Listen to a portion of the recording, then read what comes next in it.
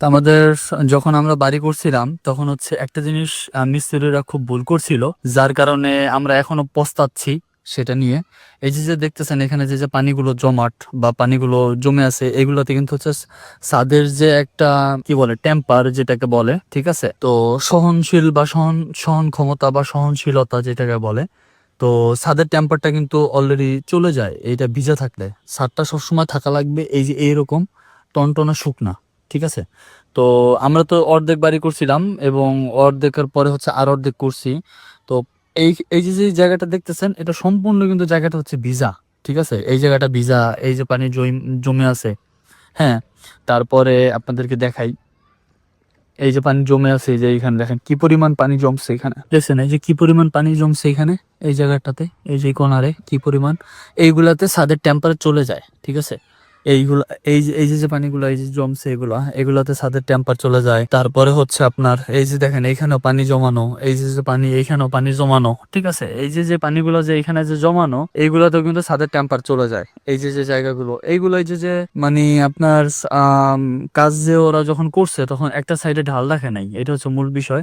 আর আমাদের ছাদের উপরে দেখা যাচ্ছে নর্মালি ভাবে এই যে যে আপনার গাছপালা এখানে আপাতত লাগানো আছে, এই যে এগুলো আমি লাগাইছিলাম এই আম গাছগুলা, ঠিক আছে, রূপালী আম গাছ, তুলসী পাতা গাছ আছে, হ্যাঁ, অ্যালোভেরা আছে এখানে, ওইখানে মরিচ গাছ আছে, এই যে আম গাছ আছে এখানে। তো এই যে যে এইগুলা হচ্ছে আব্বা ওই দিন পরিষ্কার করছে সব ওই দিন। এই যেখানে এখানে যেগুলো আছে এগুলো সব এগুলো আব্বা পরিষ্কার করছে এখানে।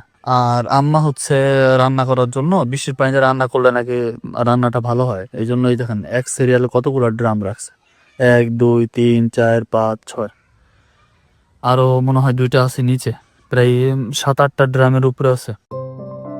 Hey guys, good morning, welcome to my new blog. তো আজকের ব্লগে আপনাদের মাঝে শেয়ার করব কিভাবে আমাদের বাড়ির ছাদটা আমরা নিজেরাই ধ্বংস করছি। আমাদের বাড়ির ছাদে যত গাছপালা লাগানো আছে লাগিয়েছে, এখানে আছে বিভিন্ন জাতের বোম্বাই মরিচ গাছ, আছে সূর্যমুখী ফুল গাছ, আছে বেদানা গাছ। তো বাদ দেই কষ্টের কথা, আমাদের বাড়ি যখন আমরা করেছিলাম তখন আমাদের বাড়ির যে ইঞ্জিনিয়ার ছিল, যে বাড়ির ডিজাইনটা করেছে, সে আমাদের বাড়ির ডিজাইনটা ভালোই করে দিয়েছিল, কিন্তু যে বাড়ির কাজটা করেছিল সে ঠিকভাবে বাড়ির কাজটা করতে পারে নাই। আমাদের বাড়ির অর্ধেক কাজ আমরা যখন করি তখন আমাদের বাড়ির ছাদের উপরে যে পানি পড়া ঢালাই দিয়েছিল তা উত্তর পাশে ঢালটা রাখে নাই, যার কারণে এখনও ছাদে পানি জমে থাকে। আর এই ছাদে পানি জমে থাকার কারণে একটা পর্যায়ে ছাদের টেম্পার চলে যাবে।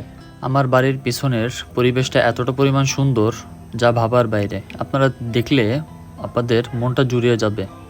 আপনারা তো আর দেখতে আসতে পারবেন না, সেজন্য আমি আপনাদেরকে ভিডিও একটা ব্লগ আকারে তৈরি করে আমি আপনাদেরকে দেখাচ্ছি। আমাদের বাড়ির পিছনের যে জমিটা দেখতেছেন এটা হচ্ছে আমাদের নামে একটা সময় ছিল, আমরা 50 বছরের আমরা একটা লিসে নিয়েছিলাম। আমাদের এই জমি একটা সময়ে আমাদের পরিবারের কাছে জীবনের থেকে অনেক বেশি মূল্যবান ছিল। পিছনের যে জমিটা তারা আমাদের থেকে জোর করে নিয়ে যায় তাদের দখলে, তারপরে আর আমাদের কিছুই করার থাকে না। তা আমাদের যখন আমরা বাড়ি করছিলাম তখন হচ্ছে একটা জিনিস মিস্ত্রিরা খুব ভুল করছিল, যার কারণে আমরা এখনো পস্তাচ্ছি সেটা নিয়ে। এই যে যে দেখতেছেন এখানে যে যে পানিগুলো জমাট বা পানিগুলো জমে আছে, এগুলোতে কিন্তু হচ্ছে ছাদের যে একটা মানে কি বলে টেম্পার যেটাকে বলে, ঠিক আছে, তো সহনশীল বা সহন ক্ষমতা বা সহনশীলতা যেটাকে বলে, তো ছাদের টেম্পারটা কিন্তু অলরেডি চলে যায় এইটা ভিজা থাকলে। ছাদটা সবসময় থাকা লাগবে এই যে এইরকম টনটনা শুকনা, ঠিক আছে। তো আমরা তো অর্ধেক বাড়ি করছিলাম এবং অর্ধেকের পরে হচ্ছে আর অর্ধেক করছি। তো এই এই যে যে জায়গাটা দেখতেছেন এটা সম্পূর্ণ কিন্তু জায়গাটা হচ্ছে ভিজা, ঠিক আছে, এই জায়গাটা ভিজা, এই যে পানি জমে আছে। হ্যাঁ, তারপরে আপনাদেরকে দেখাই, এই যে পানি জমে আছে, এই যে এখানে দেখেন কি পরিমাণ পানি জমছে এখানে, দেখছেন এই যে কি পরিমাণ পানি জমছে এখানে, এই জায়গাটাতে, এই যে কোনারে কি পরিমাণ। এইগুলাতে ছাদের টেম্পারেচার চলে যায়, ঠিক আছে। এইগুলা এই যে পানিগুলো এই যে জমছে এগুলাতে ছাদের টেম্পার চলে যায়। তারপরে হচ্ছে আপনার এই যে দেখেন এইখানেও পানি জমানো, এই যে যে পানি এইখানেও পানি জমানো, ঠিক আছে, এই যে যে পানিগুলো যে এখানে যে জমানো, এইগুলাতেও কিন্তু ছাদের টেম্পার চলে যায়। এই যে যে জায়গাগুলো এইগুলো এই যে যে মানে আপনার কাজ যে ওরা যখন করছে তখন একটা সাইডে ঢাল রাখে নাই, এটা হচ্ছে মূল বিষয়। আর আমাদের ছাদের উপরে দেখা যাচ্ছে নর্মালি ভাবে এই যে আপনার গাছপালা এখানে আপাতত লাগানো আছে, এই যে এগুলো আমি লাগাইছিলাম এই আম গাছগুলা, ঠিক আছে, রূপালি আম গাছ, তুলসী পাতা গাছ আছে, হ্যাঁ, অ্যালোভেরা আছে এখানে, ওইখানে মরিচ গাছ আছে, এই যে আম গাছ আছে এখানে। তো এই যে এইগুলা হচ্ছে আব্বা ওই দিন পরিষ্কার করছে সব, ওই দিন এই দেখেন এখানে যেগুলো আছে এগুলো সব, এগুলো আব্বা পরিষ্কার করছে এখানে। আর আম্মা হচ্ছে রান্না করার জন্য বৃষ্টির পানিতে রান্না করলে নাকি রান্নাটা ভালো হয়, এই জন্য এই দেখেন এক সিরিয়ালে কতগুলো ড্রাম রাখছে, 1 2 3 4 5 6, আরো মনে হয় 2টা আছে নিচে, প্রায় 7-8টা ড্রামের উপরে আছে। আর এখানে যেগুলো গাছ, এই গাছে আপনার এর আগের বারও ফল দিছিল, এইবার আর কি ঝড়ের কারণে আপনার এইভাবে করে মুকুল দিছিল অনেক, কিন্তু আপনার এইভাবে করে আম খেতে পারি নাই।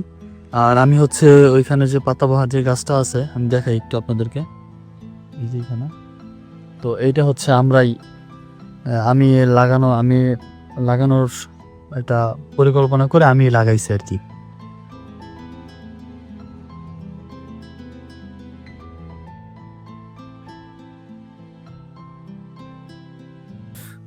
তো আমাদের ছাদে যতটুকু আমাদের কাজ আমরা করছিলাম, এইখানে যে যতগুলো পিলার গুলা দেখতেছেন, এই যে পিলার গুলা, ঠিক আছে, এই যে এখানে যে পিলার গুলা, এই একটা ও একটা, এখানে যতগুলো পিলার উপরে যেগুলো ছিল এগুলো দাঁড় করানো দেখতেছেন, এই যে যেগুলা, এগুলো সবগুলো হচ্ছে আমরা ঢালাই দিয়ে, আমি, নবীন, রাজীব ভাই, সজীব ভাই এরা করছি আর কি। আর সাথে ছিল শাহাদাত মামা আমাদের ডিরেকশন দিছে আর কি। তো কথা হচ্ছে যে আসলে আপনারা কখনোই আপনাদের সুবিধার জন্য, আপনারা কখনো কোনো সময় আপনাদের সুবিধার জন্য আপনারা মানে বাড়ির অর্ধেক কাজ আপনারা করবেন আর অর্ধেক কাজ আপনারা করবেন না।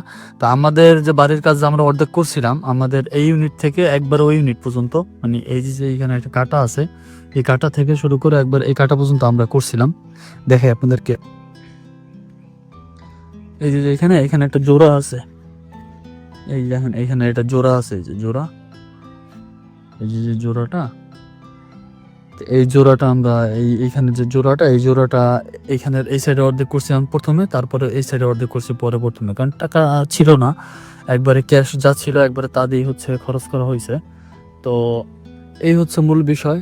কিন্তু এই পাশটা করার পরে মানে আমাদের আসলে এভাবে করে মিস্ত্রিদেরকে আমরা বলে দিয়েছিলাম মিস্ত্রিদেরকে যে এই যেই ছাদটা যে করবেন আপনাদের সম্পূর্ণ আগা টু মাথা, মানে একদম প্রথম থেকে একবারে শেষ পর্যন্ত আপনাদের উচিত থাকবে এক সাইডে ঢাল রাখা, ঠিক আছে। আপনারা ছাদের যে কোনো এই এক সাইডে থেকে এক সাইডের দিকে ঢাল রাখবেন, কারণ যেদিকে আপনার পানিটা গড়ায়া পড়বে আর কি, তাহলে আর এই যে পানিটা এখানে আপনার উঁচু ড্যামের মতো হয়ে রয়েছে, এই যে পানি জমে আছে, ওই যে পানি জমে আছে, ওই যে পানি জমে আছে, ওই যে পানি জমে আছে, এই যে পানিগুলো জমে আছে, এই পানিগুলো আর তখন আর জমে থাকতো না। আর একটা সত্যি কথা বলতে কি জানেন, কারণ আমাদের বাড়ির যে ছাদটা, এটা মানে আমার কাছে খুবই ভালো লাগে।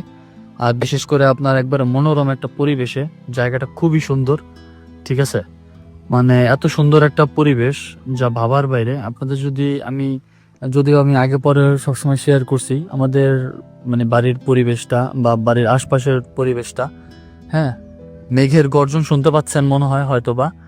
আর আমাদের বাড়ির পেছনের সাইডটা তো আপনার জঙ্গল, সেটা তো আপনারা জানেনই, একবার সবুজ প্রকৃতির ভরা, এই দেখেন, দেখছেন। তো যাই হোক, এখন আছে আপাতত বাড়ি নিয়ে কিছুদিন ব্লগ থাকবে। তো সবাই ভালো থাকবেন, সুস্থ থাকবেন, আর অবশ্যই আমার চ্যানেলটি সাবস্ক্রাইব করবেন। আসসালামু আলাইকুম।